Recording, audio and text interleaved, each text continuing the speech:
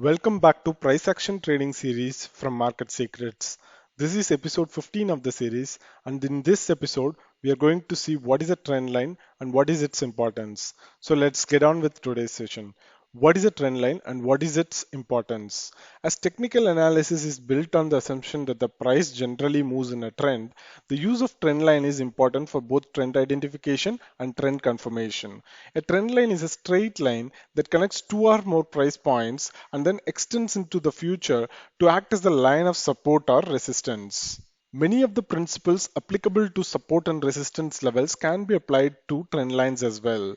Supply and demand zones are horizontal support and resistance, whereas trend lines are dynamic support and resistance. Let's start with uptrend line first. An uptrend line has a positive slope and is formed by connecting two or more low points. So if you look at here, this has a positive slope and is formed by connecting two or more low points. And there is one more condition. The second low must be higher than the first low. So if you look at here, this is the first low and this is the second low. And the second low must be placed higher than the first low. So second low is here. So this is placed higher than the first low. So this condition is also satisfied.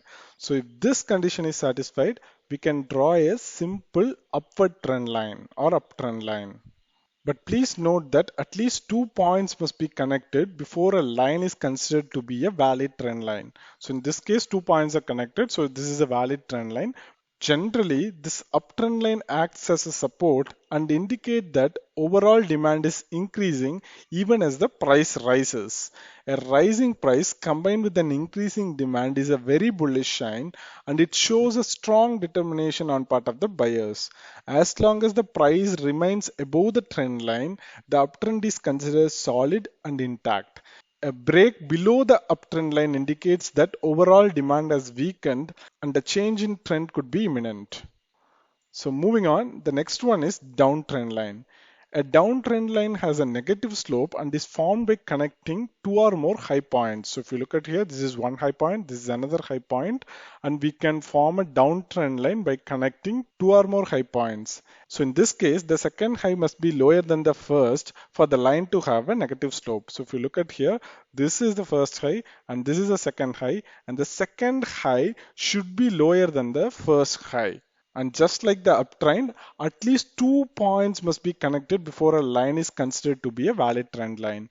So it can have more than 2 points, but a minimum of 2 points is required for us to draw a valid trend line. So the downtrend line generally acts as a resistance and indicates that overall supply is increasing even as the price declines. A declining price combined with an increasing supply is very bearish sign and shows the strong resolve of the sellers. As long as the price remains below the downtrend line, the downtrend is solid and intact. A break above the downtrend line indicates that overall supply is decreasing and a change of trend could be imminent. Moving on to the validation of the trend line, it takes two or more points to draw a trend line. The more points used to draw the trend line, the more validity attached to the support or resistance level represented by the trend line. So if more points are touching the trend line, it indicates it is growing stronger and stronger. It can sometimes be difficult to find more than 2 points from which to construct a trend line. Even though the trend lines are an important aspect of technical analysis, it is not always possible to draw trend lines on every price chart.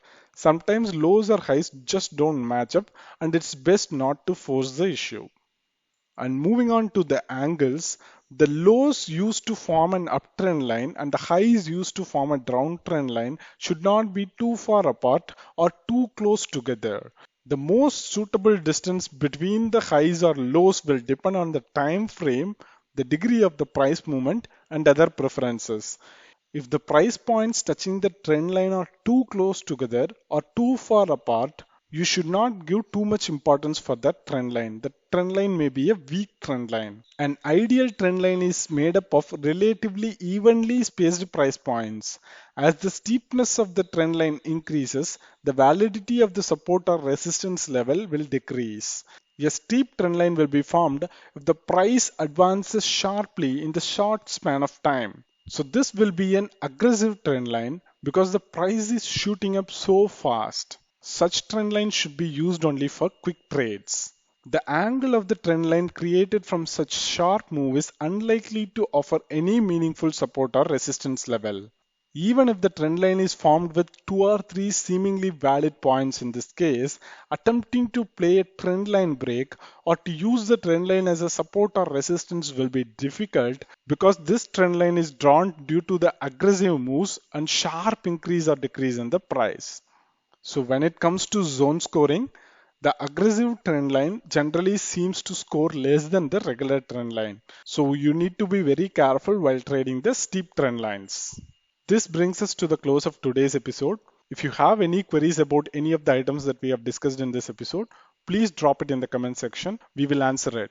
Also hit the like button if you have liked this video and share it with your friends if you find it useful. Also subscribe to our YouTube channel and click the bell icon to get notified whenever we upload a new video or conduct a live session. Thanks for watching. Have a great day. Goodbye.